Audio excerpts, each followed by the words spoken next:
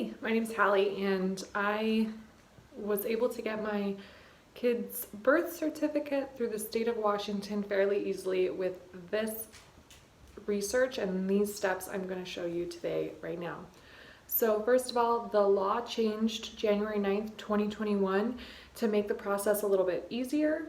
So really there's two forms you have to print off, and you can fill out, I'll attach the law here, the statute, and then I'll also link it below just so you can see what is required in the legal wording.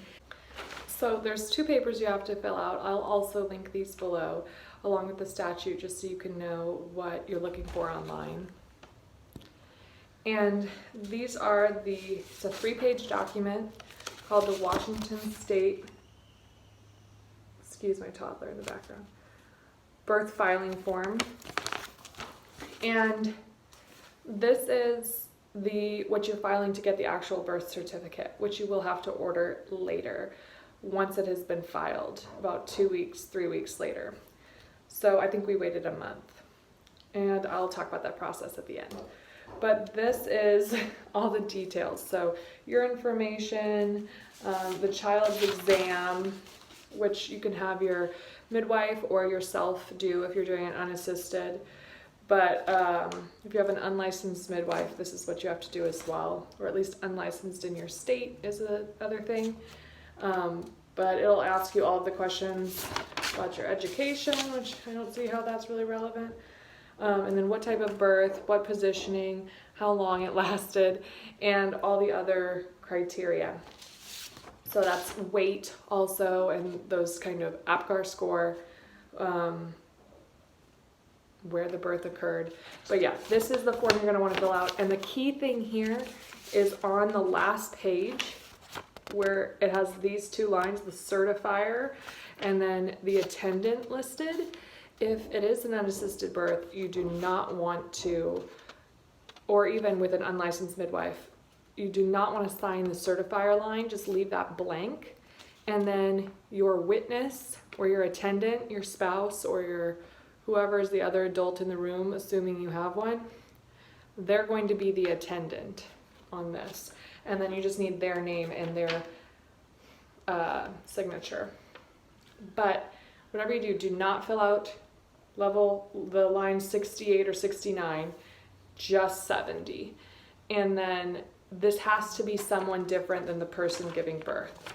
That's the caveat with the birth filing form.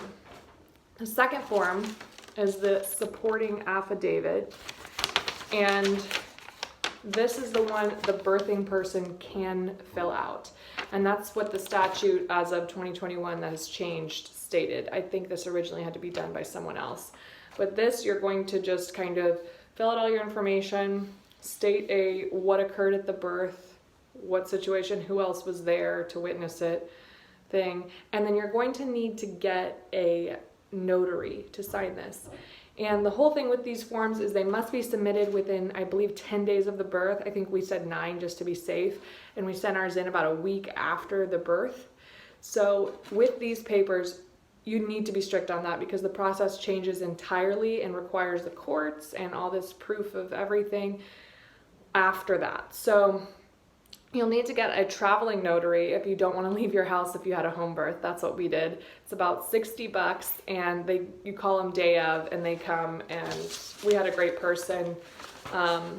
If you message me, I can recommend Our Lady, but it's about $60. She comes and signs it, and you don't even have to fill it out in front of her. We did just so we didn't have to redo it.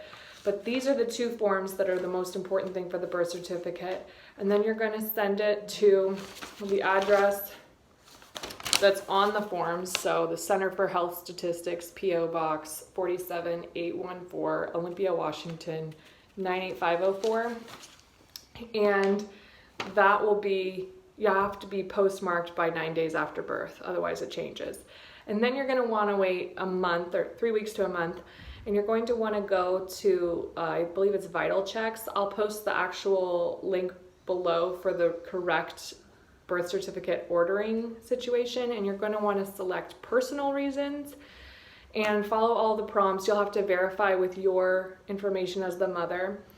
And there's a lot of scammy websites for this, so I'll make sure I post the correct one below. Thankfully, we didn't mess up and we received the birth certificate about I guess it was probably about 5 days later via UPS.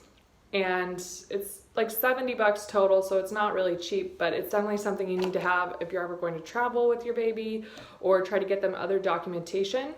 And then this is all in the state of Washington, so I know each state is super different because I looked it up, and when I was looking for videos, all I could find were Texas and Virginia and all these other states, but this is just the state of Washington. And they supply your social security card. So you will receive your social security card in the mail after you file the birth certificate automatically. There's nothing else you have to do that will be separate paperwork from that. Even though it looks like it is, you don't need to do it. They'll send it to you anyway. So I hope this helps, and I will have all of the links posted below to help you do that process. And make sure you have it queued up and printed off, and we even printed off an extra ahead of the birth because you don't want to be having to run to print something or run out and get extra papers after you have your baby. So good luck to you guys, and if you have any questions, I'd love to help you out. Have a good one. Bye.